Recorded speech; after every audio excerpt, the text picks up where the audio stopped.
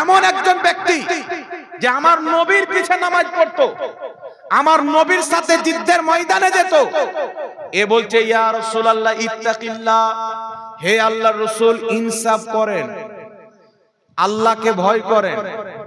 নবীর চেহারা লাল হয়ে গেল। বদবখত, আমি যদি ইনসাফ না করি তো পৃথিবীতে কে ইনসাফ করবে? হযরত ওমর ফারুক তলোয়ার বের করলেন। তলোয়ার বের করে বলছেন, হুজুর আপনি বলেন এর গলা মেরে দেব, আপনাকে ইনসাফের কথা বলে? যখন ওমর ফারুক তলোয়ার বের করেছেন, ওই লোকটা নবীর দিকে পাছা ঘুরিয়ে চলতে লেগেছে, মানে যেতে লেগেছে। নবী পাক বলছেন, উমর একে চিনে নাও, মারতে হবে না, এর নাসল কিয়ামত পর্যন্ত থাকবে। এত নামাজ পড়বে, তোমার নামাজকে তার নামাজের সামনে তুমি কমা মনে করবে। এত রোজা রাখবে, তার রোজার সামনে তোমার রোজাকে তুমি কমা মনে করবে। এত সুন্দর কোরআন তেলাওয়াত করবে, তোমরা তার কোরআন এত সুন্দর তেলাওয়াত করবে, কিন্তু কোরআন তাদের হলক থেকে নিচে নামবে না। প্রকাশ্যে তারা খুব মিষ্টি মিষ্টি সুন্দর কথা বলবে, কিন্তু তারা ইসলাম থেকে এমন ভাবে বেরিয়ে যাবে যেমন তীর কামান থেকে বেরিয়ে যায়। নামাজ তোমার চাইতে বেশি থাকবে, মুসলমান চাইতে রোজা বেশি রাখবে, পরহেজগার পারসা মুত্তাকি বেশি থাকবে। রাসূল পাক বলছেন তাদের দাড়ি ঘন ঘন হবে, মুসাম্মিরুল আজার পায়জামা লুঙ্গিকে অনেক উঠিয়ে উঠিয়ে পড়বে। বুখারী মুসলিমের হাদিস, রাসূল পাক বলেছেন তারা হবে কেলাবুন নার, জাহান্নামের কুকুর।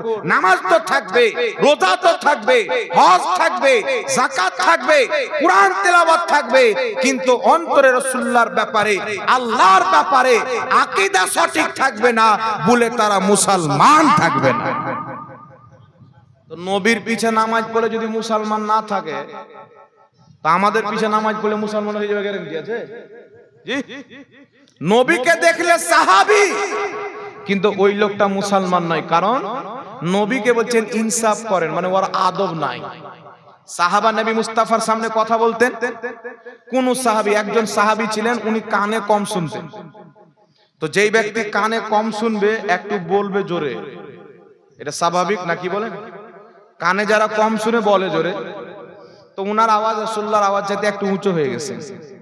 তো আল্লাহ পাক আয়াত নাযিল করছেন, ইয়া আইয়ুহাল্লাযীনা আমানু লা তারফাউ আসওয়াতাকুম ফাওকা সাওতিন নবী ওয়ালা তাজহারু লাহু বিল কওলি কাজহরি বাদিকুম লিবাদিন আন তাহবাতা আমালুকুম ওয়া আনতুম লা তাশউরুন। আল্লাহ বলছেন, হে ঈমানদার, তোমাদের আওয়াজ যেন আমার নবীর আওয়াজ চাইতে উঁচু না হয়। যদি আমার নবীর আওয়াজ চাইতে তোমাদের আওয়াজ উঁচু হয়ে যায়, তো তোমাদের সমস্ত আমল ধ্বংস হয়ে যাবে, তোমরা বুঝতেও পারবে না। নবীর আওয়াজের চাইতে আওয়াজ যদি উঁচু হয়ে যায়, ভালো কথা বলতে গিয়ে সমস্ত আমল বরবাদ হয়ে যাবে। আর আজ যারা কিতাবের মধ্যে লিখেছে নবী মরে মাটির সাথে মিশে গেছে, যারা বলছেন নবীর মুখ দিয়ে ফালফাল গন্ধ বের হতো, যারা বলছেন নবী কিয়ামতে ফালফাল করে তাকিয়ে থাকবে, আমার নেকির পাল্লা ভারী হবে না গুনার পাল্লা ভারী, যারা বলছেন আল্লাহর নবীও ভুল করেছেন, যারা বলছেন নবী কবরে মরা মানুষ পড়ে আছে, যারা বলছেন নবী নিজের মেয়ে ফাতেমাকে বাঁচাতে পারে না, যতই নাম আহলে হাদিস দেখ, খোদার কসম খেয়ে বলি মুসলমান হতে পারে না। কারণ মুসলমান হওয়ার জন্য মুহাম্মদ রাসূলুল্লাহর আশিক হওয়া শর্ত আছে। নারে তাকবীর, নারে রিসালাত, সিরাতুন নবী সাল্লাল্লাহু আলাইহি সাল্লাম জিন্দাবাদ, নারে তাকবীর। এই জন্য পৃথিবীর মুসলমান আকীদা যদি ফ্রেশ দেখতে চান, আকীদা যদি সঠিক দেখতে চান, খোদার কসম খেয়ে বলি আহলে সুন্নাত ওয়াল জামাত, সুন্নি হানাফি মুসলমান যারা বেরেলির আলা হযরতকে মানে, যারা আজমিরের খাজা মঈনুদ্দিন চিশতিকে মানে, যারা বাঙ্গালের আলাউল হক পান্ডবীকে মানে, যারা বাগদাদের গৌসে পাককে মানে, আহলে সুন্নাত ওয়াল জামাত সুন্নি মুসলমানদের আকীদা কিয়ামতের সকাল পর্যন্ত কেউ খারাপ প্রমাণ করতে পারেনি, আর কিয়ামত পর্যন্ত পারবে না।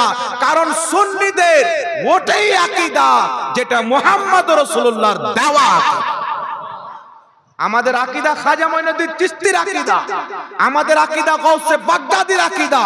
কারবালার ময়দানে ইয়াজিদের আকীদা আলাদা ছিল, হুসাইনের আকীদা আলাদা ছিল।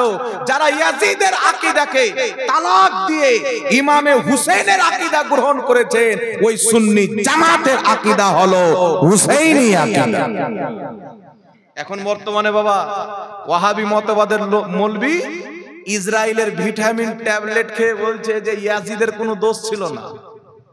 চিন্তা করছেন, এ দুনিয়া থেকে গেল ইয়াজিদের মতন নাপাক জাহান্নামের কুত্তা ফাসিক ফাজির এইরকম নাপাক লোককে পেল।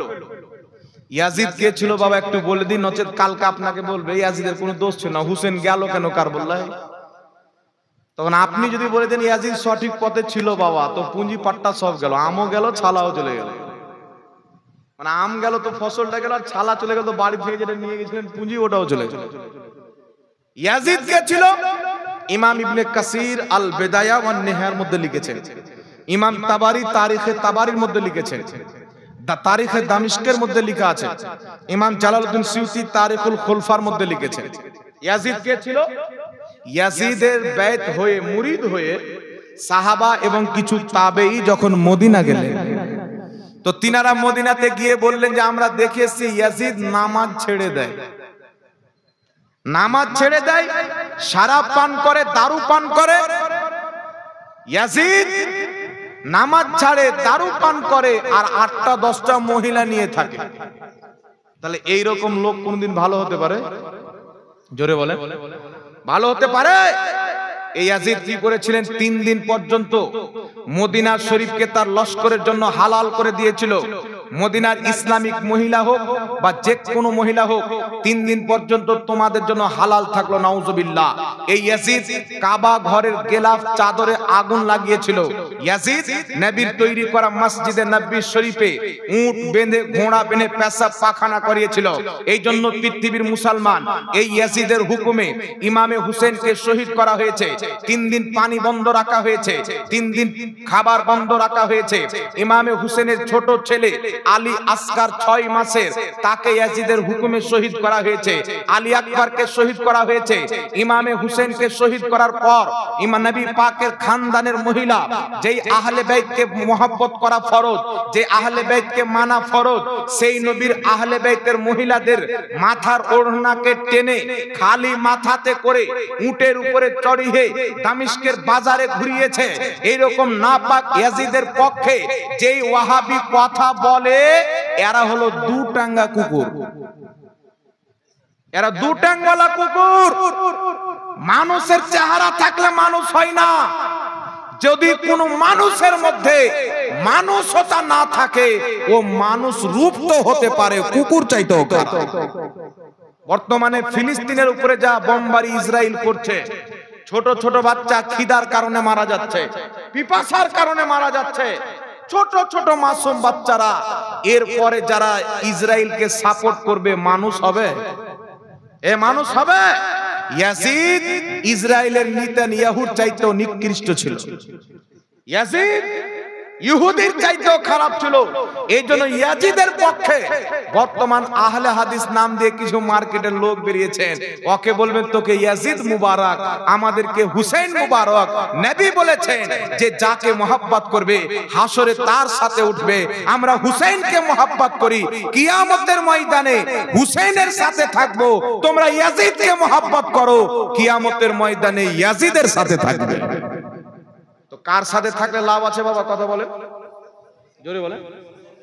ইমামে হুসেনের সাথে থাকলে লাভ আছে, কারণ আমার নবী বলছেন, তিরমিজি শরীফের হাদিস, আল হাসান ওয়াল হুসেন সাইয়্যিদা শাবাবি আহলিল জান্নাহ। আমার হাসান, আমার হুসেন জান্নাতি যুবকদের সর্দার। আর ইয়াজিদ যে জান্নাতে যাবে, একটা কোনো মাইলাল হাদিস দেখা, একটা হাদিস কেউ কিয়ামত পর্যন্ত দেখাতে পারে না। এই জন্য পৃথিবীর মুসলমান এত নোংরা আর জঘন্য আকীদা ওয়াহাবি মতবাদের লোক রাখে, এদের মসজিদকে মসজিদ বলাও যাবে না। এদের মসজিদকে কি বলা যাবে? মসজিদে যারা ফিতনার জায়গা। 2-3টা আহলে সুন্নাত ওয়াল জামাতের লোককে ডেকে নিয়ে কানে ফুসফুসি দিয়ে ওর আকীদা নষ্ট করার জায়গা হচ্ছে এদের মসজিদ, আড্ডা। এই জন্য খবরদার, ইমানকে বাঁচিয়ে রাখবেন। ইমান হচ্ছে আসল জিনিস বাবা। আপনার বাপকে যদি আমি গালি দিই, তো আর জালসা করতে দিবেন? জি, আর জালসা করতে দিবেন? আর জালসা করতে দিবেন না। তো যারা আপনার নবীকে গালি দিয়েছে, আল্লাহর নবী বলছেন বুখারী শরীফের মধ্যে হাদিস, লা ইউমিনু আহাদুকুম হাত্তা আকুনা আহাব্বা ইলাইহি মিন ওয়ালিদিহি ওয়া ওয়ালাদিহি ওয়ান নাসে আজমাইন। অতক্ষণ পর্যন্ত কোন ব্যক্তি মুসলমান হতে পারে না যতক্ষণ পর্যন্ত নিজের বাপ চাইতে বেশি, মা চাইতে বেশি, ছেলে চাইতে বেশি, মেয়ে চাইতে বেশি, এক কথা আল্লাহর পরে সবার চাইতে বেশি যে নবীকে না ভালোবাসবে, লা ইউমিনু, ঈমানদার হবে না। ঈমানদার হবে না। ভালোবাসা কাকে বলে? সহিহ বুখারীর মধ্যে হাদিস, নবী পাক জিজ্ঞাসা করছেন সাহাবীকে, সাহাবী, ইসলামের সবচাইতে উত্তম আমল কি? একজন সাহাবী বলছেন হুজুর নামাজ। নবী বলছেন না। একজন সাহাবী বলছেন হুজুর রোজা। নবী বলছেন না। আরেকজন সাহাবী বলছেন হুজুর জিহাদ। নবী বলছেন না। ইসলামের সবচাইতে উত্তম কাজ হচ্ছে তুমি কাউকে ভালোবাসবে তো আল্লাহ আল্লাহ রসুলের জন্য, আর কাউকে ঘৃণা করবে তো আল্লাহ আল্লাহ রসুলের জন্য। সুবহানাল্লাহ। সাহাবায়ে কেরাম কত মহব্বত করতেন। ইমাম কাজী আয়াজ রাহমাতুল্লাহ আলাইহি শিফা শরীফের মধ্যে লিখছেন, একজন মহিলা নিজের স্বামীকে, নিজের বাপকে, নিজের ভাইকে যুদ্ধের ময়দানে পাঠিয়েছেন। আল্লাহর নবী বললেন যুদ্ধের ময়দানে যেতে হবে, তিনি তিনজনকে পাঠালেন। যুদ্ধ যখন কমপ্লিট হয়ে গেছেন, মহিলার কানে খবর আসলো যুদ্ধ শেষ। মহিলাটি দৌড় দিয়ে যাচ্ছেন। সাহাবা আসছেন, জিজ্ঞাসা করছেন, বলো না আমার নবী কেমন আছে? এই আমার নবীর খবরটা দাও, আমার নবী কেমন আছে? একজন সাহাবী বলছেন, বুড়ি মা, তুমি তোমার স্বামীকে পাঠিয়েছো, বাপকে পাঠিয়েছো, ভাইকে পাঠিয়েছো, সব শহীদ হয়ে গেছে। মহিলাটি বলছে, বাবা পরে, স্বামী পরে, ভাই পরে, আগে বলো আমার নবী কেমন আছে? নবীর ধ্যানে যুদ্ধের ময়দানে ঘুরে বেড়াচ্ছেন। দৌড়াদৌড়ি করতে করতে, খুঁজতে খুঁজতে সামনে যখন রাসূলের পাককে দেখেছেন, মহিলাটি বলছেন, ইয়া রাসূলুল্লাহ, আপনি সহি সালামত আছেন, প্রত্যেক দুঃখ আপনার সামনে আমি তুচ্ছ মনে করি। জোরে বলেন সুবহানাল্লাহ। আমার বাপ শহীদ হয়ে গেছে, ভাই শহীদ হয়ে গেছেন, স্বামী শহীদ হয়ে গেছেন, কিন্তু আপনি শহীদ সালামত আছেন, আমি ওই কষ্টকে তুচ্ছ মনে করি। এই পৃথিবীর মুসলমান কতটুকু রাসূলের পাককে ভালোবাসতে হবে? আল্লাহ পাক কোরআন পাকে বলেছেন, ইয়া আইয়ুহাল্লাযীনা আমানু লা তাত্তাখিযু আবাআকুম ওয়া ইখওয়ানাকুম আউলিয়া। হে ঈমানদার, যদি তোমার আপন বাপ, যদি তোমার আপন ভাই ঈমান আনার পর, মুসলমান হওয়ার পর আল্লাহ আল্লাহ রাসূলের বেয়াদবিকে পছন্দ করে, আল্লাহ আল্লাহ রাসূলের গুস্তাখিকে পছন্দ করে, আল্লাহ বলছে লা তাত্তাখিযু, যদিও তোমার জন্মদাতা বাপ, যদিও তোমার ভাই নবীর বেয়াদবি করার কারণে তার সাথে তোমার কোনো সম্পর্ক থাকতে পারে না, তার সাথে তোমার আপোষ থাকতে পারে না। আপন জন্মদাতা পিতা যদি নবীর বেয়াদব হয়ে যায়, তার সাথে সম্পর্ক রাখা আমার আল্লাহ কুরআন পাকে 1450 বছর পূর্বে নিষেধ করে দিয়েছেন মুসলমান। এই জন্য হযরতে আবু উবাইদা বিন জাররাহ, ইমাম বাইহাকি হাদিস সংকলন করেছেন, যুদ্ধের ময়দানে আবু উবাইদা গিয়েছেন নবীর পক্ষে, আর তিনার বাপ জাররা এসেছে কাফিরের পক্ষে। লড়াই হবে, বিশাল ময়দান, লড়াই চলতে আছেন। ওই জামানায় আবু উবাইদা সাহাবী, উনার বাপ জাররা কাফির। জাররা শক্তিশালী ব্যক্তি ছিল, তার সামনে কয়েকশো ব্যক্তি এসে লড়াই করে যেতে পারতো না। এত শক্তিশালী আর যোদ্ধা ব্যক্তি যুদ্ধের ময়দানে আছে, কাফিরদের পক্ষে এসেছে, নবীর সাহাবীকে শহীদ করছে। আবু উবাইদা সহ্য করতে পারছেন না, দৌড় দিয়ে নবীর কাছে, ইয়া রাসূলুল্লাহ, ইয়া হাবিবাল্লাহ, আমার বাপ যারা অনেক শক্তিশালী, তার সাথে কেউ লড়াই করতে পারে না, কিন্তু আমি করতে পারি। আমি তলোয়ার চালাতে শিখেছি, আমার বাপের কাছ থেকে শিখেছি, যুদ্ধ করতে শিখেছি, আমার বাপ জাররার কাছে শিখেছি। হুজুর আপনি আমাকে অনুমতি দেন, আমি আমার বাপের সাথে যুদ্ধ করব। রাসূল পাক বলছেন, আবু উবাইদা না, তুমি তোমার বাপের সামনে যেও না।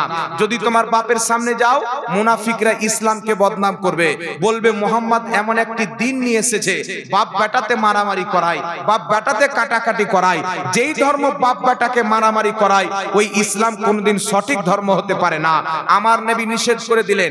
হযরতে আবু উবাইদা আবার যুদ্ধের ময়দানে আসলেন, লড়াই চলতে আছেন, লড়াই করতে আছেন।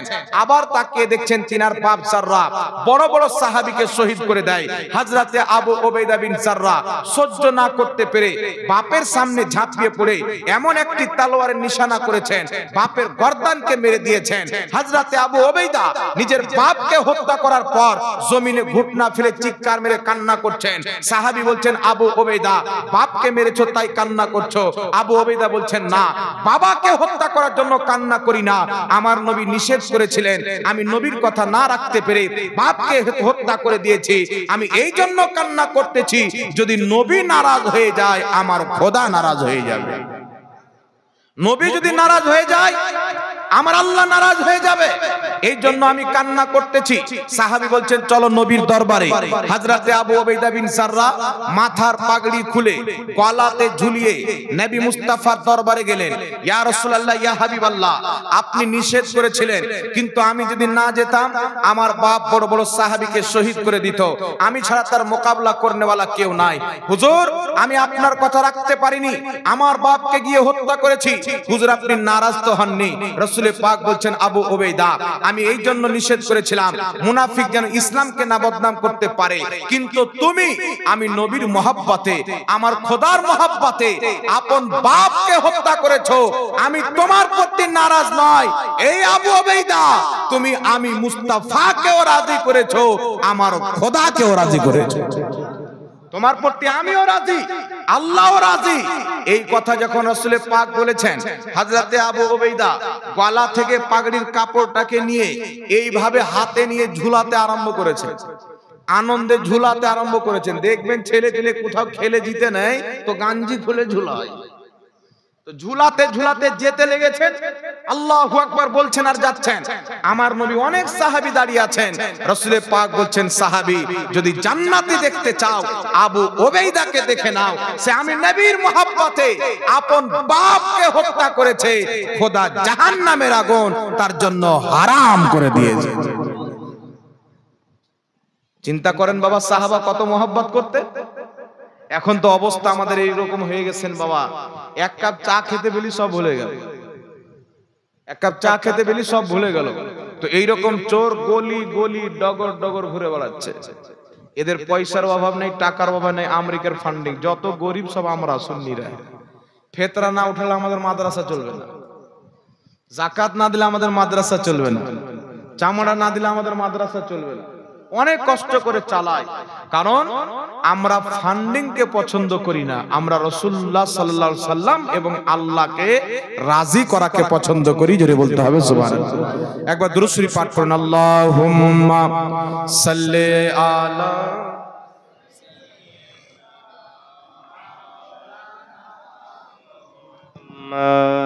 ওয়া আলা আলি সাইয়্যিদিনা मौलाना मुहम्मद सल्लो अला मुहम्मदीन सल्लो अला मुहम्मद हरदम ज़बान।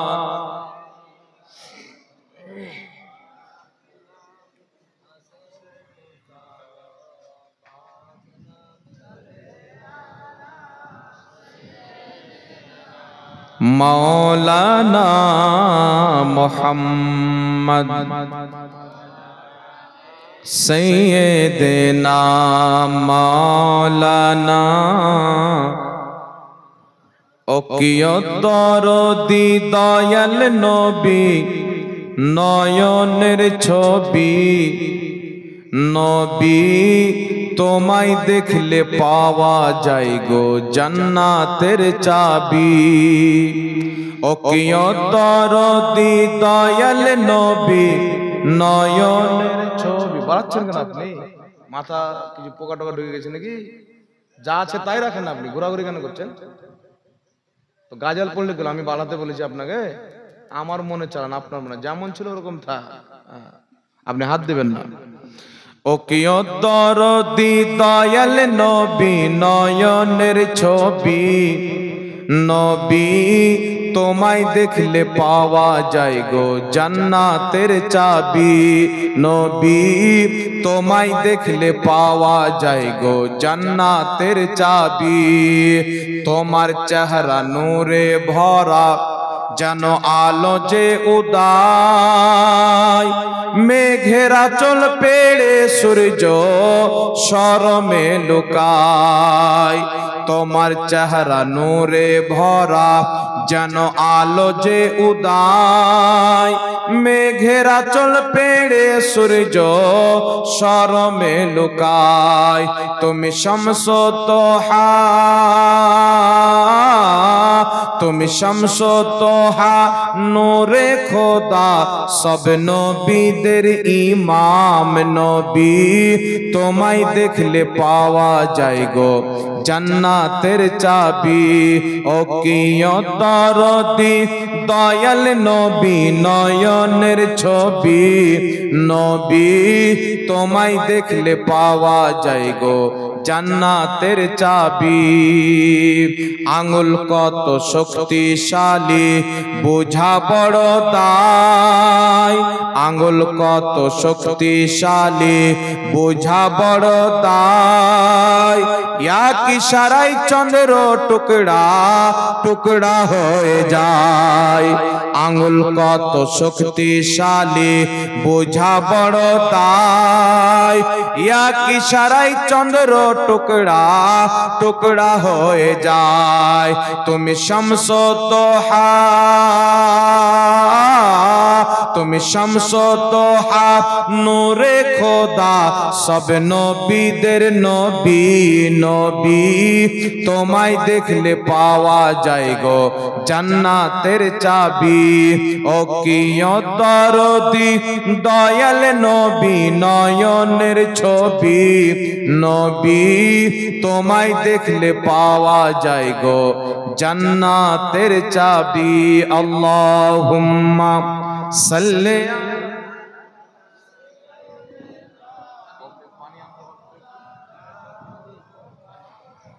ওয়া আলা আলি সাইয়্যিদিনা সাল্লাল্লাহু তাআলা আলাইহি ওয়া আলিহি ওয়াসাল্লাম। তো বিরাদর ইসলাম, আল্লাহ তাবারাক ওয়া তাআলার মেহেরবানি দয়া যে আল্লাহ তাবারাক ওয়া তাআলা আমাদেরকে মুসলমান বানিয়েছেন এবং আহলে সুন্নাত ওয়াল জামাতের অন্তর্ভুক্ত করেছেন 72 ফিরকা থেকে বাঁচিয়ে। বিরাদর ইসলাম, আমি আপনাদের সম্মুখে বলেছিলাম ইসলামের ভিত হচ্ছে 5টি জিনিসের উপরে। প্রথমটি হচ্ছে কি? ঈমান এবং আকীদা। যেই ব্যক্তির আকীদা ঠিক হবে, ঈমান ঠিক হবে, সেই ব্যক্তি কোনোদিন অপর ব্যক্তিকে ভুল পরামর্শ দিবে না। সেই ব্যক্তি কোনোদিন নিজের ভাইকে, নিজের মুমিন মুসলমান ভাইকে না জবান দ্বারা কষ্ট দিবে, না হাত দ্বারা কষ্ট দিবে, না শিক্ষা ভুল দিবে। কিন্তু যেই ব্যক্তির আকীদা খারাপ থাকবে, আল্লাহ আল্লাহ রসুলের ভয় তার অন্তরে থাকবে না, সেই ব্যক্তি কোরআনের নামেও মিথ্যাচার করবে, হাদিসের নামেও মিথ্যাচার করবে। বর্তমান জামানাতে সোশ্যাল মিডিয়া এসে মানুষকে এখন কোথাও যেতে হয় না, মোবাইলে অটোমেটিক চলে আসে। বিভিন্ন রকমের বক্তা ঘুরে বেড়ায় মোবাইলের মাধ্যমে, নতুন নতুন ফতোয়া শুনে মানুষের মগজকে ধুলাই করে। রিসেন্টলি আমাদের কুরবানি গেল। আমরা কুরবানি যখন করি, যুগ যুগ থেকে আমরা দেখে আসছি, ছোট থেকে আপনারাও দেখেছেন হয়তো। কুরবানির মাংস কুরবানি করে মাংসটাকে 3 ভাগে ভাগ করা হয়। আপনাদের দিকে হয়? 3 ভাগে ভাগ করা হয়। বর্তমানে কিছু খ্রিস্টান মৌলবি বেরিয়েছে, এরা বলতে চাচ্ছে যে 3 ভাগে ভাগ করা কোনো হাদিসে নাই। একটা কথা মনে রাখবেন বাবা, ব্যাঙ যখন কুয়াতে থাকে ও মনে করে এটাই দুনিয়া। ওকে যখন বালতিতে বের করে কুয়ার বাইরে ফেলবেন, ও বলবে আল্লাহ এত বড় দুনিয়া। তো কিছু মৌলবি আছে কুয়ার ব্যাঙ, ও বুখারী মুসলিম 2টি কিতাব ছাড়া আর কোনো কিতাব পড়েনি। কিন্তু হাদিসের কিতাব আলহামদুলিল্লাহ আমরা যতটি কিতাব পড়েছি, এই মৌলবিগুলো ততটি কিতাব নিজের চোখে দেখেনি। নবী পাক সাল্লাল্লাহু আলাইহি ওয়াসাল্লামের শরীয়তে কুরবানির মাংস 3 ভাগে বিভক্ত করা যাবে কি না, যদি এটা নাজায়েজ হতো, না যেত, তাহলে যুগ যুগ থেকে এটা 3 ভাগে ভাগ হতো না। ইমাম ইবনে কুদামা রাহমাতুল্লাহ আলাইহি বিশ্ববিখ্যাত মুহাদ্দিস, অনেক পূর্বেকার, তিনি নিজের কিতাব আল মুগনির 9ম খণ্ডের মধ্যে সনদ সহ হাদিস নিয়েছেন।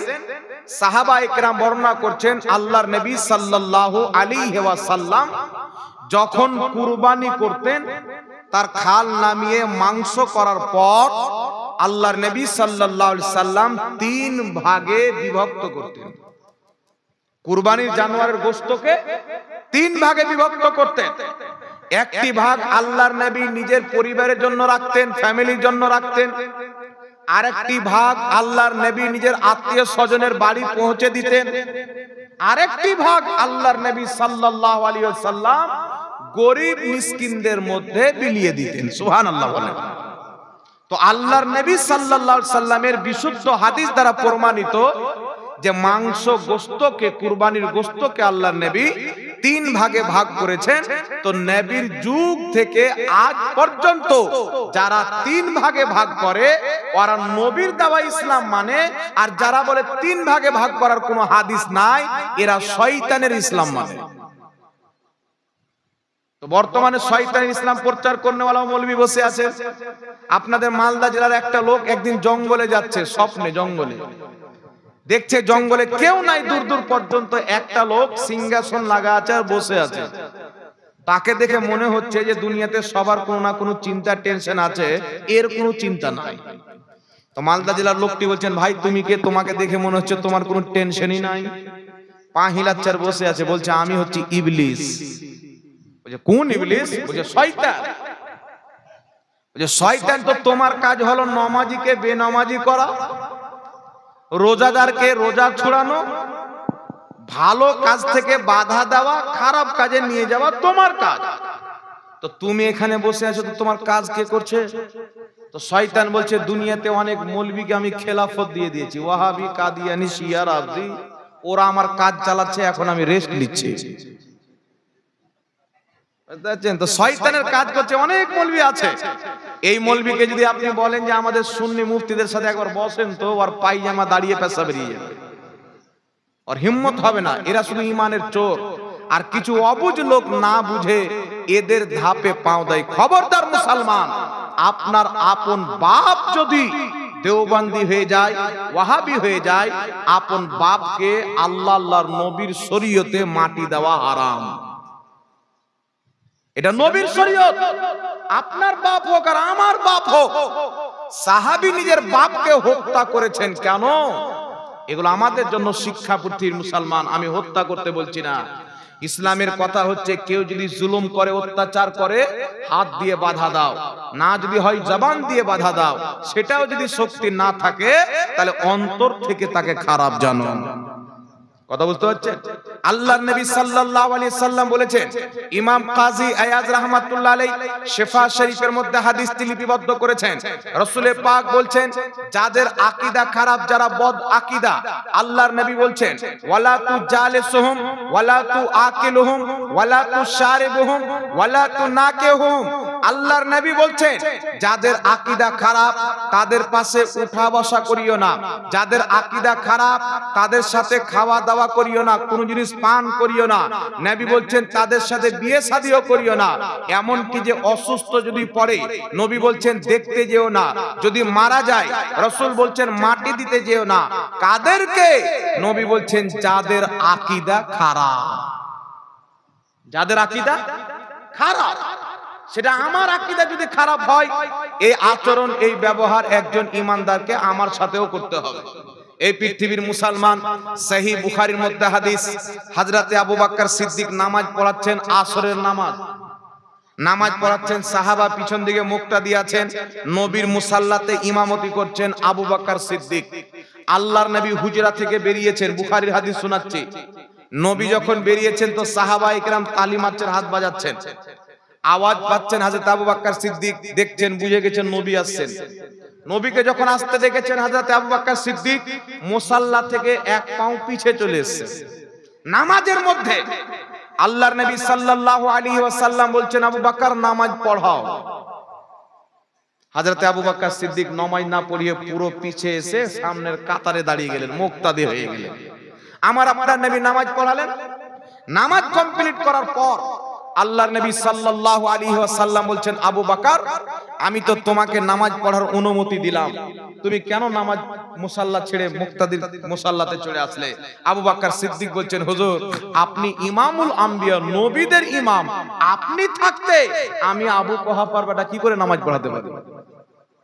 নামাজের মধ্যে এত আদব। ওয়াহাবির ইমাম ইসমাইল দেহলভি ভারতে যে ওয়াহাবি মতবাদ প্রচার করেছে, এ সিরাতে মুস্তাকিম 148 পৃষ্ঠার মধ্যে লিখছে, নামাজের মধ্যে যদি গরুর শরণ চলে আসে, নামাজের মধ্যে যদি গাধার শরণ চলে আসে, নামাজের মধ্যে যদি জেনার শরণ চলে আসে, নামাজ হয়ে যাবে, নবীর শরণ আসলে নামাজ হবে না।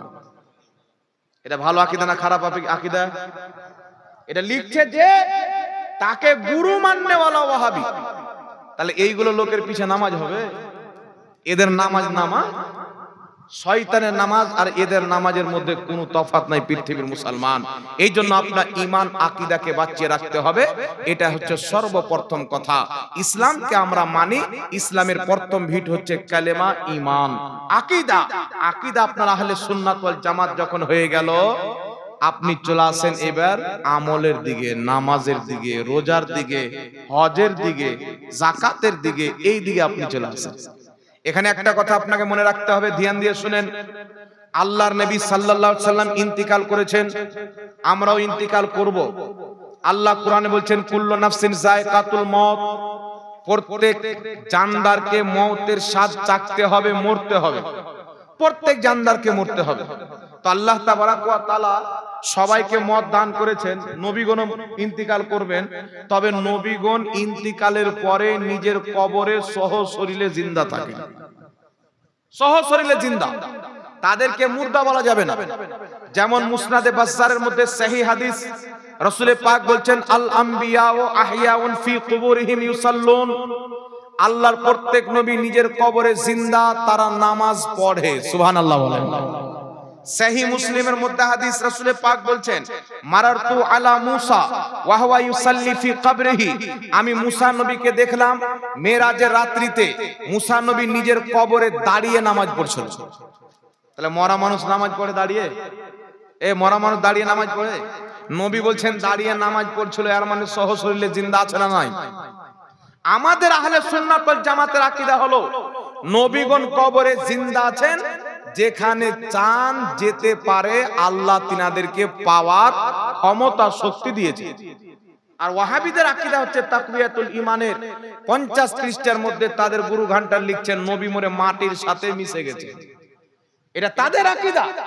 কিন্তু পৃথিবীর মুসলমান আজ থেকে প্রায় 2 বছর পূর্বে উত্তর প্রদেশের মাটিতে বারেলির সরজমিনে একজন বুজুর্গের কবর ছিল, 600 বছর পুরাতন কবর। কত বছর? 600 বছর পর বিজেপি সরকার রোডকে বাড়াবার জন্য আল্লাহর ওলির মাজারকে যখন ভাঙতে লাগলো, উপরকার পাটাটন যখন খুললো, লাশ বেরিয়ে আসলো। এখন পর্যন্ত ভিডিও ইউটিউব ফেসবুকের মাধ্যমে আছে। 600 বছর পর সে আল্লাহর ওলির লাশ যখন বের করা হলো, যেমন 600 বছর পূর্বে দাফন করেছিলেন, তেমন সহি সালামত তিনার লাশ আছেন, কাফন পর্যন্ত সহি সালামত আছে। আরবের মাটিতে যখন সুন্নি হুকুমত খতম করে ওয়াহাবি মতবাদ আমেরিকা ইসরায়েল বসালো, তখন তারা যখন সাহাবায়ে কেরামের মাজারগুলিকে ভাঙতে লাগলো, 1450 বছর পর নবীর সাহাবী জহির বিন কায়েস রাদিয়াল্লাহু তাআলা আনহুর কবরকে ভাঙা হলো, উনার কবরে বোম ব্লাস্ট করা হলো। 1450 বছর পর হযরতে জহির বিন কায়েস রাদিয়াল্লাহু তাআলা আনহুর কবর যখন ভাঙা হলো, বোম ব্লাস্ট করা হলো, 1450 বছর পূর্বে তিনাকে যেমন দাফন করা হয়েছিল, 1450 বছর পর জহির বিন কায়েস নবী মুস্তাফার সাহাবীর দেহ সহি সালামত ছিল। জোরে বল সুবহানাল্লাহ। এটা হচ্ছে আমাদের আকীদা। नबी तो जिंदा, नबी वालाराओ जिंदा। जमी मैली नहीं होती, जमन मैला नहीं होता, मोहम्मद के गोलामों का कफन मैला नहीं होता। आमादेर नबी जीवित आছেন, যেখানে ইচ্ছা যেতে পারে। কিন্তু পৃথিবীর মুসলমান বর্তমান কিছু মৌলবি বেরিয়েছেন, বলছেন নবী তো মরে গেছেন, কোথায় যেতে পারে? মরা মানুষ কি কোথায় যেতে পারে? মানে ও মনে করছে আমার বাপ যেমন মরে খাল্লাস হয়ে গেছেন, তো নবীও মরে খাল্লাস হয়ে গেছেন। কিন্তু পৃথিবীর মুসলমান, আচ্ছা বলেন তো বাবা, মেরাজের ঘটনা আপনারা শুনেছেন কি শুনেননি? মেরাজের ঘটনা শুনেছেন? এই জোরে বলেন, শুনেছেন? মেরাজের রাত্রিতে নবী পাক যাবেন মেরাজ করতে, তো সর্বপ্রথম মসজিদে আকসাতে গিয়ে আল্লাহর নবী নামাজ পড়ালেন। নবী মুস্তাফা বলছেন, আমি যখন মসজিদে আকসাতে গেলাম, সমস্ত নবী নিজের কবর থেকে বেরিয়ে এসে আমার পিছনে নামাজ পড়লেন। সমস্ত নবী আমার কবর থেকে বেরিয়ে এসে আমার পিছনে নামাজ পড়লো। আমাদের নবী ইমামতি করলেন। আল্লাহর নবী ইমামতি করে বলছেন, আমি যখন প্রথম আকাশে গেলাম, আদম নবীর সঙ্গে সাক্ষাৎ, আর ইউসুফ নবীর সঙ্গে সাক্ষাৎ, ঈসা নবী, ইয়াহিয়া নবীর সঙ্গে সাক্ষাৎ, তারপরে আপনার ইদ্রিস নবীর সঙ্গে সাক্ষাৎ, 6 নম্বরে মুসা নবীর সঙ্গে সাক্ষাৎ, 7 নম্বর আসমানে ইব্রাহিম নবীর সঙ্গে সাক্ষাৎ। এখন আপনারা বলেন, নবীগণ যদি মরে শেষ হয়ে যায়, কোথাও যেতে না পারে, তো মসজিদে আকসাতে এসে আমার নবীর পিছনে নামাজ কি করে পড়লো? জি, সব নবী বেরিয়ে এসে নামাজ পড়লেন কবর থেকে। কোন নবী 6 নম্বর আকাশ, কোন নবী 7 নম্বর আকাশ। জমিন থেকে প্রথম আকাশ হচ্ছে 500 বছরের রাস্তা, প্রথম আকাশ থেকে দ্বিতীয় আসমান 500 বছরের রাস্তা। এত দূর পর্যন্ত কবর থেকে বেরিয়ে ইব্রাহিম আলাইহিস সালাম 6 নম্বর আসমানে চলে গেছেন। তাহলে এই হাদিস দ্বারা, এটা সহিহ হাদিস, সবাই মানে কি প্রমাণ হয়? নবীগণ নিজের কবরে জিন্দা আছেন, যেখানে ইচ্ছা যেতে পারে। জোরে বলেন সুবহানাল্লাহ। এখানে একটা মাসলা ক্লিয়ার হয়। বর্তমান কিছু লোক বলতে চাই, নবী ইন্তিকালের পরে আমাদের কোনো উপকার করতে পারে না। কিন্তু বিরাদির ইসলাম, আল্লাহর নবী গেলেন মেরাজে, মেরাজে গিয়ে আমাদের নবী আল্লাহকে মাথার চোখে দেখেছেন। সহিহ বুখারীর মধ্যে হাদিস, মায়েশা সিদ্দিকা রাদিয়াল্লাহু তাআলা আনহা বলছেন, যে বলবে নবী আল্লাহকে দেখেছেন সে মিথ্যাবাদী। এই মায়েশার হাদিস দিয়ে ওয়াহাবি আপনাকে বলবে নবী আল্লাহকে দেখেনি। কিন্তু মুসনাদ আহমদের মধ্যে সহিহ হাদিস, মাজমাউজ জাওয়াইদের মধ্যে সহিহ হাদিস, হযরতে আব্দুল্লাহ ইবনে আব্বাস নবীকে জিজ্ঞাসা করলেন, হুজুর আপনি কি আল্লাহকে দেখেছেন? রাসূল পাক বলছেন, রাআইতু রাব্বি আযজা ওয়া জাল্লা, আমি আমার আল্লাহকে দেখেছি। আরেক জায়গাতে বেআইনিহি শব্দ আছেন, নবী বলছেন আমি আল্লাহকে মাথার চোখে দেখেছি। নবী বলছেন আল্লাহকে দেখেছি, সহিহ হাদিস। মায়েশা বলছেন, যেই ব্যক্তি বলবে নবী আল্লাহকে দেখেছেন সে মিথ্যাবাদী। এখন আপনারা বলেন তো বাবা, নবীর কথার বিপক্ষে যদি মা আয়েশার কথা যায়, তো নবীরটা মানতে হবে না আয়েশাটা মানতে হবে? স্বাভাবিক নবীটা মানতে হবে। ইমাম নববী রাহমাতুল্লাহ আলাইহি লিখেছেন, ইমাম কাজী আয়াজ শেফা শরীফের মধ্যে লিখেছেন, মা আয়েশার কথা গ্রহণ করা যাবে না, কারণ তিনি ওই সময়তে ছোট ছিলেন। নবী বলেছেন আমি আল্লাহকে দেখেছি, সারা দুনিয়া যদি বলে দেখেনি, নবী বলেছেন আমি দেখেছি, তো নবী দেখেছেন। কোরআন পাকে আছে, আল্লাহ বলেন কোন চোখ দুনিয়াতে আমাকে দেখতে পারে না। তো আমাদের নবী আল্লাহকে এই দুনিয়াতে দেখেননি, আরশে গিয়ে দেখেছেন। সুবহানাল্লাহ বলেন। আর এটা আম পাবলিকের জন্য, এটা নবীর জন্য নয়। নবী মুস্তাফা সাল্লাল্লাহু তাআলা আলাইহি সাল্লাম আল্লাহকে দেখে নামাজ নিয়ে আসেন। এখানে একটা আকীদা প্রমাণ হবে, দেখবেন ইন্তিকালের পর নবীগণ নিজের উম্মতের সাহায্য করতে পারে। কিন্তু ওয়াহাবী মতবাদের লোক কি বলে, যে কিছুই করতে পারে না। এরা তো বলে কিয়ামতের নবী নিজের মেয়েকে বাঁচাতে পারবে না। কিন্তু কিয়ামতের ময়দানে নবী নিজের প্রত্যেকটা উম্মত, যাদের অন্তরে ঈমান সুন্নি সহিহুল আকীদা আছেন, জাহান্নামে যদি চলে যায়, নবী তাকে বের করে নিয়ে আসেন। আল্লাহর নবী বলছেন, আমার কাছে জিবরিল আমিন আসলেন, ইয়া রাসূলুল্লাহ, আল্লাহ পাক বলেছেন আমার নবীকে বলো, বিনা হিসাব কিতাবে নবীর অর্ধেক উম্মতকে আমি আল্লাহ জান্নাতে দিয়ে দেব, যতই পাপী হোক। নবী পাক বলছেন, আর কি বলেছেন? জিবরিল বলছেন, হুজুর আর একটা অপশন হলো, নবী আপনার জন্য শাফাআত রেখেছেন। যদি আপনি চান তো শাফাআত নিতে পারেন, নচেত আপনি যদি চান তাহলে অর্ধেক উম্মত বিনা হিসাব কিতাবে জান্নাতে, এটা নিতে পারেন। নবী বলছেন অর্ধেক উম্মত জান্নাতে চলে যাবে, আর বাকি অর্ধেক কোথায় যাবে? আল্লাহর নবী বলছেন আমি শাফাআতকে গ্রহণ করলাম, অতক্ষণ পর্যন্ত আমার শাফাআত চলবে যতক্ষণ পর্যন্ত আমার একটা উম্মত জাহান্নামে থাকবে। সুবহানাল্লাহ। এই জন্য রাসূল পাক সাল্লাল্লাহু আলাইহি ওয়াসাল্লাম বলেছেন, সহিহ বুখারীর মধ্যে হাদিস, কিয়ামতের ময়দান যখন সংগঠিত হবে, কোটি কোটি আরব খারব লোক হবে, সবাই চিন্তায় পড়বে কি করে বাঁচা যায়। সবাই পরামর্শ করে হযরতে ইব্রাহিম নবীর দরবার, হযরতে আদম নবীর দরবারে যাবেন। যাওয়ার পরে বলবেন ইয়া আদম আলাইহিস সালাতু ওয়াস সালাম, আপনি আমাদের শাফাত করেন, আপনি আমাদের মাগফিরাত, আপনি আমাদের শাফাত করেন, আল্লাহর দরবারে সুপারিশ করেন। আদম আলাইহিস সালাম বলবেন ইযহাবু ইলা গায়রি, অন্য কারোর কাছে চলে যাও। সেখান থেকে আবার ইব্রাহিম নবীর দরবারে যাবে, আমরা সবাই যাব। ইব্রাহিম নবী বলবেন ইযহাবু ইলা গায়রি, অন্য কারোর কাছে যাও। সব নবী ফিরিয়ে দিন। আল্লাহর নবী বলছেন সবাই আসবেন ঈসা নবীর দরবারে। ঈসা আলাইহিস সালাম বলবেন ইদিক উদিক গিয়ে কাজ হবে না, ডাইরেক্ট চলে যাও মুহাম্মদ রাসূলুল্লাহর দরবারে।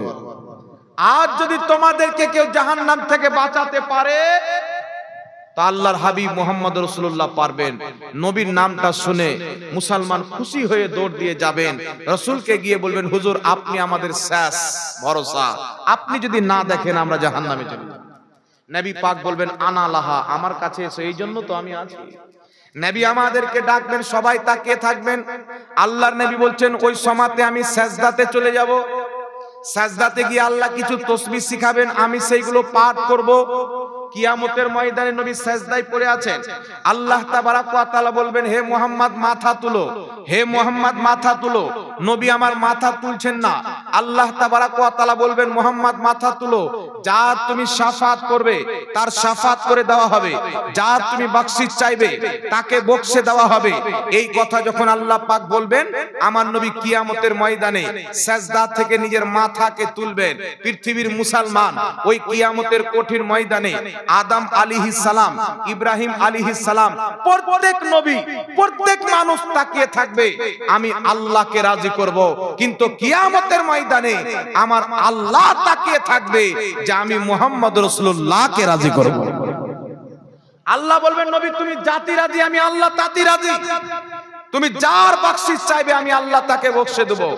কিয়ামতের ময়দানে রাসূল পাক বলবেন আল্লাহ যতক্ষণ পর্যন্ত আমার একটা উম্মত জাহান্নামে থাকবে আমি মুস্তাফা রাজি হব না। আমার সব উম্মত যখন জান্নাতে চলে যাবে আমি নবী রাজি হয়ে যাব। নবীর শাফাত চালু হবে, নবী আমার শাফাত চালু করবেন, তারপরে সাহাবারা চালু করবেন, আউলিয়ারা চালু করবেন। নবীর প্রত্যেক উম্মত যখন জান্নাতে যাবে আমার নবী মুস্তাফা রাজি হয়ে যাবে। জোরে বল সুবহানাল্লাহ। এইজন্য রাসূল পাক বলছেন সহিহ বুখারীর মধ্যে হাদিস, যার অন্তরে রায়ের দানা পরিমাণে ঈমান আছে বা তার চাইতেও কম ঈমান আছে, নবী বলছেন আমি তাকে শাফাত করে জান্নাতে নিয়ে যাব। রাসূল পাক বলছেন ইবনে মাজার মধ্যে সহিহ হাদিস, আন আনাস ইবনে মালিক রাদিয়াল্লাহু তাআলা আনহু قال قال رسول الله صلى الله عليه وسلم শাফাআতি লিআহলিল কাবাইর মিন উম্মতি। আল্লাহর হাবিব বলছেন আমার শাফাত হলো আমার উম্মতের বড় বড় পাপীদের জন্য, যারা বড় বড় পাপ করেছেন আমি কিয়ামতের ময়দানে তাদের শাফাআত করে তাদেরকে জান্নাতে নিয়ে যাব। জোরে বলেন সুবহানাল্লাহ। তাহলে বলেন তো বাবা নবী কোনো উপকার করতে পারে কি পারে না? একটু জোরে বলতে হবে, পারে কি পারে না? যারা বলছে পারে না, নবী আসছেন আরশ থেকে 50 ওয়াক্তের নামাজ নিয়ে, রাস্তাতে মুসা নবীর সঙ্গে 6 নম্বর আসমানে সাক্ষাৎ, লক্ষ্য করে শুনেন। আচ্ছা বলেন তো মুসা নবী ইন্তিকাল করেছেন কি করেননি? কথা বলেন, মুসা নবী ইন্তিকাল করেছেন কি করেননি? হযরতে মুসা আলাইহিস সালাম ইন্তিকাল করেছেন। ইন্তিকালের পর 6 নম্বর আকাশে দেখছেন নবী আসছেন। জিজ্ঞাসা করছেন ইয়া রাসূলুল্লাহ ইয়া হাবিবাল্লাহ, আল্লাহ পাক আপনার উম্মতের জন্য কি দিয়েছেন? তো নবী বলছেন 50 ওয়াক্তের নামাজ।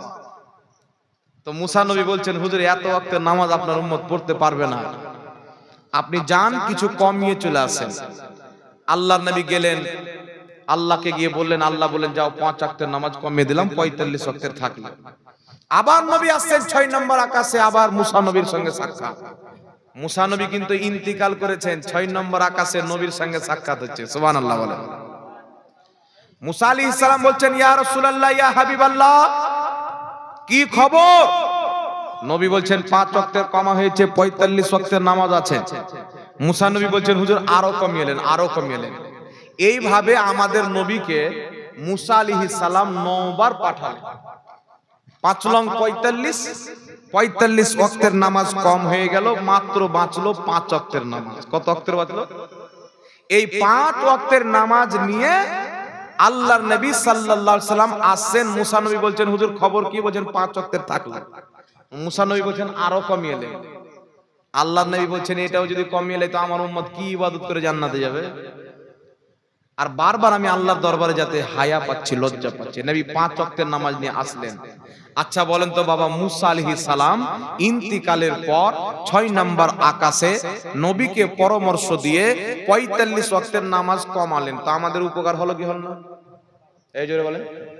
আর যদি 50 ওয়াক্তের নামাজ থেকে যেত তাহলে কি অবস্থা হতো? কেউ বাঁচতেন? এই আসর ঢুকলেন, বের হলেন, মাগরিব চালু, মাগরিব বের হলেন, এশা চালু, কত রকমের নামাজ হতো, মসজিদই জানাজা হয়ে যেত। নামও 50টা হতো 50 ওয়াক্তের নামাজের। তো যারা বলছে ইন্তিকালের পর নবী কোনো উপকার করতে পারে না, ওই হারামখোরকে বলেন 50 ওয়াক্তের নামাজ পড়। কারণ মুসা নবী ইন্তিকালের পর 6 নম্বর আকাশে 45 ওয়াক্তের নামাজ কম করিয়ে আমাদের সাহায্য করেছেন। যাদের আকীদা হবে নবী ইন্তিকালের পরেও উম্মতের উপকার করতে পারে, তারা 5 ওয়াক্তের নামাজ পড়বে। আর যারা বলে কোনো উপকার করতে পারবে না, তাদেরকে 50 ওয়াক্তের নামাজ পড়তে হবে। পারবে বাবা? এই জোরে বলেন, পারবে? কোনোই মতে পারবে না বাবা। এই জন্য নবীগণ নিজের কবরে জিন্দা, যেখানে ইচ্ছা যেতে পারে। কিন্তু এই ওয়াহাবি মতের লোক লিখছে নবী মরে মাটির সাথে মিশে গেছে। এই আকীদাটা ভালো না খারাপ? জোরে বলেন, কথা বলেন। খারাপ আকীদা না?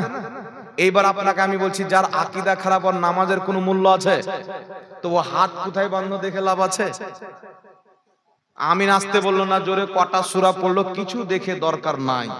আকীদা নাই তো ওর আমলের কোনো মূল্য নাই।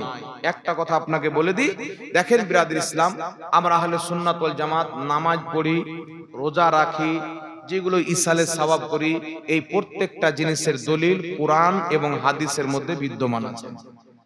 কোরআন এবং হাদিসের মধ্যে বিদ্যমান আছেন। এগুলো আমাকে আপনাকে জানতে হবে।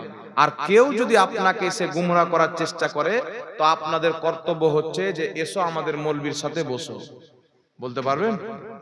ওকে বলবেন যে তোর কাজ কেন হাদিস শুনবো, আমাদের মৌলবী কি মরে গেছে নাকি? আমাদের মৌলবীর কাছ থেকে হাদিস শুনবো। আর তোমার যদি অত সুরবড়ি থাকে তাহলে আমার মৌলবীর সাথে বসো। আমি 3 বছর পূর্বে একটা চ্যালেঞ্জ করেছিলাম যে বুকের উপরে হাত বেঁধে যারা নামাজ পড়ে, একটা সহি হাদিস দাও যে বুকে হাত বেঁধে নামাজ পড়া যাবে। নবী বেঁধেছেন একটা সহি হাদিস, তাকে 10 লক্ষ টাকা পুরস্কার দেবো। আজ পর্যন্ত কেউ দেখাতে পারেনি। কারণ বুকের উপরে হাত বানা এটা নাজায়েজ তরিকা, সুন্নাত তরিকা নয়।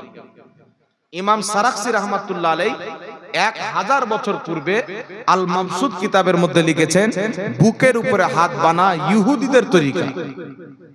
বুকের উপরে হাত বানা কার তরিকা? ইহুদিদের তরিকা। এই জন্য বুকে হাত বানার কোন সহিহ হাদিস নাই। নাভির নিচে হাত বানার সহিহ হাদিস মুসান্নাফে ইবনে আবি শাইবার মধ্যে বিদ্যমান। ওয়াইল ইবনে হুজুর বলছেন, নবী পাকের সাথে নামাজ পড়লাম, আল্লাহর নবী ওয়াদাআ ইয়ামিনাহু আলা শিমালিহি ফি সালাতি তাহতা সুররা, ডান হাতকে বাম হাতে রেখে নাভির নিচে বাঁধতেন। জোরে বলেন সুবহানাল্লাহ। তো নাভির নিচে হাত বানার সহিহ হাদিস আছে, বুকের উপরে হাত বানার সহিহ হাদিস নাই। এখন একটা যুক্তি হলো, হুজুর বুকের উপরে হাত বানার সহিহ হাদিস নাই, তো আপনাদের মা বোনেরা বুকে কেন হাত বানায়? না কি বলেন? আমাদের মহিলারা বুকে হাত বানায় কি বান না বাবা? তো আপনাদের মা বোনেরা বুকে কেন হাত বানায়? তো মহিলাদের নামাজ আর পুরুষদের নামাজের মধ্যে অনেকটা পার্থক্য আছে। যেই মৌলবি বলে যে মহিলাদের নামাজ পুরুষের নামাজ একই, ওকে বলবেন তাহলে তোমার আব্বা তালাক দিলে যেমন হয়ে যাবে, তোমার মা তালাক দিলেও হয়ে যাবে। ওই মশলাটা বয়ান করো। একটা মহিলা একটা মেয়ের একটা ছেলের বিয়ে হলো, ওই মেয়েটা যদি তালাক দেয় হবে হবে না? ছেলেটা যদি তালাক দেয় হবে? মহিলার মধ্যে আর পুরুষের মধ্যে যেমন তফাত আছে, পর্দার যেমন তফাত আছে, নামাজেরও তফাত আছে। একজন ব্যক্তি বলছেন, হুজুর আপনি বলছেন বুকে হাত বানার কোনো সহিহ হাদিস নাই, তো আপনার মা কোথায় হাত বানে, বোন কোথায় হাত বানে? আমি বললাম আমার মা বুকে হাত বানে। বলে কোন হাদিসের মধ্যে আছে? আমি বললাম তোমার কি বক্তব্য? বলছে মহিলা পুরুষের নামাজের মধ্যে কোনো তফাত নাই। আমি তাকে বললাম তোমাদের মসজিদে তোমরা মহিলাকে নামাজ পড়তে নিয়ে যাও, যখন ইমাম ওয়ালা দাল্লিন বলে তোমরা জোরে আমিন বলো। তোমার মা জোরে বলে না আসতে বলে? তোমার আব্বা তো জোরে বলে, তোমার মা জোরে বলে না আসতে বলে? বলছে আমার মা আসতে বলে। কেন? নবীর একটা হাদিস দেখাও যে পুরুষরা জোরে আমিন বলবে, মহিলা আসতে বলবে। বলছে হুজুর হাদিস তো নাই, এটা পর্দার খাতিরে মহিলাদের আওয়াজে হচ্ছে পর্দা। আমি যে মহিলারা বুকে হাত বাঁধবে এর পক্ষে কোনো হাদিস নাই, তবে মহিলাদের বুকে হাত বানাতে পর্দা বেশি। সুবহানাল্লাহ। বুকে হাত বানাতে পর্দা বেশি, এই জন্য মহিলারা বুকে হাত বাঁধবে, এটাই ফুকাহায়ে কেরামের মত। আরেকটি কথা হচ্ছে পুরুষরা বুকে হাত বাঁধবে, এই মর্মে পৃথিবীর কোন কিতাবে কোন হাদিস নাই। ইমামগণ লিখেছেন বুকে হাত বানা পুরুষদের জন্য, এটা হচ্ছে ইহুদিদের তরিকা। ইমাম মালিক 1200-1300 বছর পূর্বে বলেছেন বুকে হাত বানা মাকরু। ইবনে তাইমিয়া যারা বুকে হাত বানে তাদের ইমাম লিখছে বুকে হাত বানা মাকরু। মাকরু মানে অপছন্দনীয় কাজ। সুতরাং যারা বুকে হাত বাঁধে সুন্নাত মনে করে বাঁধাটা নাজায়েজ। সুন্নাত মনে করে বুকে হাত বানা এটা হচ্ছে নাজায়েজ, সুন্নাত মনে করে নাভির নিচে হাত বানা এটা হচ্ছে সওয়াব। জোরে বলতে হবে সুবহানাল্লাহ। এই জন্য পৃথিবীর মুসলমান আমরা ওটাই মানি যেটা হাদিসের মধ্যে বিদ্যমান আছে। একবার দুরূদ শরীফ পাঠ করেন, আল্লাহুম্মা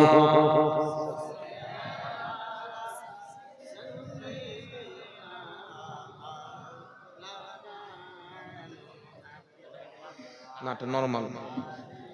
সৈয়দনা মাওলানা মুহাম্মদ সাল্লাল্লাহু আলা মুহাম্মাদিন সাল্লাল্লাহু আলা মুহাম্মদ হরদম ज़बान से निकालो।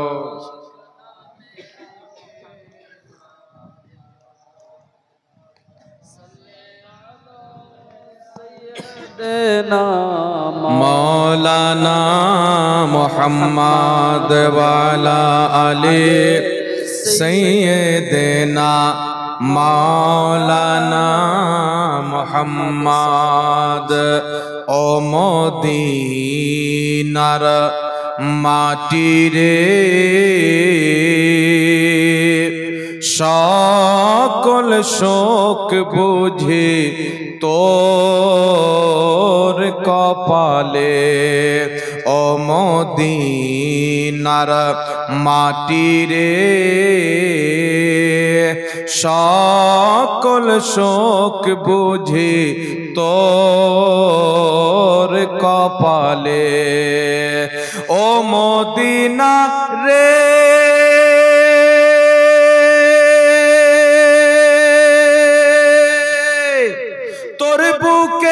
আমার নবী যার লাগি পাগল সবই, যার তরে হইল সৃষ্টি ত্রিভুবন,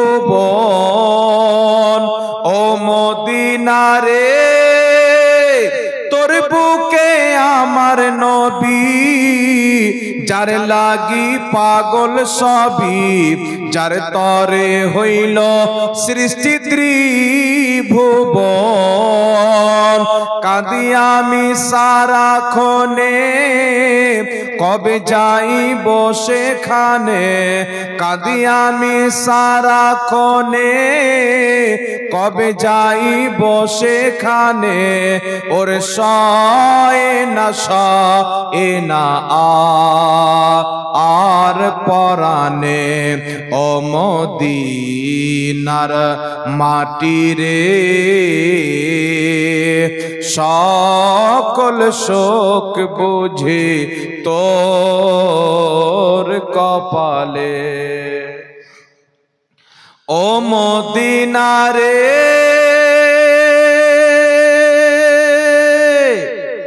পাখি যদি হইতাম আমি উড়ে উড়ে যাইতাম আমি, শোনাইতাম সেখানে মনের বাসনা, ও মদিনা রে পাখি যদি হইতাম আমি উড়ে উড়ে যাইতাম আমি, শোনাইতাম সেখানে মনের বাসনা, দেহে নাই পাখায় আমার কাছে নাই টাকায় আমার, দেহে নাই পাখায় আমার, কাছে নাই টাকায় আমার, ওর ক্যা মনে যাব সেখানে, ও মদিনার মাটি রে, সকল শোক বুঝি তোর কপালে। ও মদিনা রে, তোর কাছে গেলে আমি কত সুখী হইতাম জানি, তোরে আমি বুঝাইব কেমনে। ও মদিনা রে, তোর কাছে গেলে আমি কত সুখী হইতাম জানি, তোরে আমি বুঝাইব কেমনে। রোজা মুবারক গিয়ে নবীজিকে সালাম দিয়ে, রোজা মুবারক গিয়ে নবীজিকে সালাম দিয়ে, শোনাইতাম মনের বাসনা সেখানে। ও মদিনার মাটি রে, সকল শোক বুঝে তো ওর কপালে। ও মদিনার মাটি রে, সকল শোক বুঝে তোর কপালে। যাই হোক বিরাদর ইসলাম, আল্লাহ তাবারাক ওয়া তাআলা আমাদের সকলকে মদিনা শরীফ দেখার তৌফিক দান করুক। সকল বলেন আল্লাহুম্মা আমিন। আমরা হচ্ছে নবী পাক সাল্লাল্লাহু আলাইহি সাল্লামের উম্মতি। আল্লাহ পাকের নবীর নামে 200 টাকা করে 10 জন বাবা মা,